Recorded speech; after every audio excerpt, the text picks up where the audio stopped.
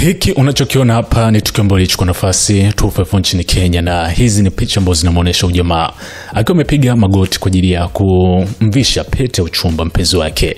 Ni tukio ambalo limechukua nafasi kwa Jumatano tarehe 25 Juni kwenye maandamano ambayo yameweza kuitikisa Afrika ama kulifanya taifa la Kenya kuweza kuzingatiwa zaidi.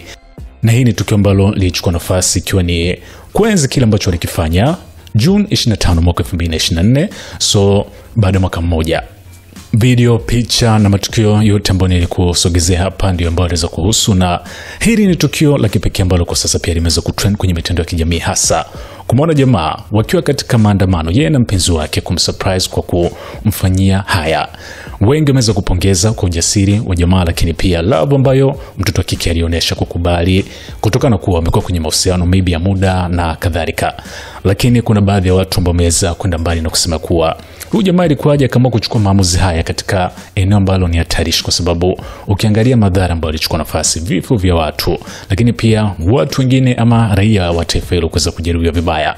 Hakuona namna nyingine ya kuweza kumpropose mpenzi wake mpaka kuona kwamba hili ndilo eneo ambalo ni sahihi. Ukitazama picha husika ni mengi ambayo yanazungumzika hapa, hasa baadhi ya waandamanaji ambao waliamua kuketi kwa pembeni kuweza kushuhudia ama kutoa support kwa jamaa na mpenzi wake, lakini pia wengine kuacha ile shughuli ambayo walipaswa kuifanya na kuchukua picha kama sehemu tu ya matukio kumbukumbu.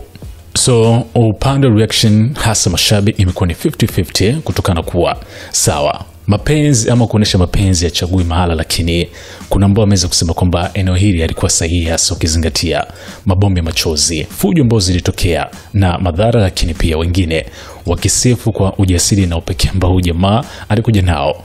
Watu wengi wamekuwa wakisema kwamba wananchi ama raia wa Kenya wamekuwa na akili zao, hasa upande wa maamuzi, na huenda huyu jamaa katika mambo ambayo yameweza kuleta ladha tofauti kidogo na tukio husika amekuwa mshindi kwa asilimia zote 100.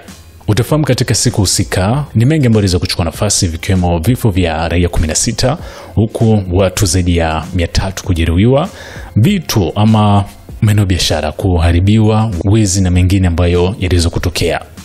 Tazama picha hizi na ushusha comment yako. Hii hapa ni SNS Mini Gen Man.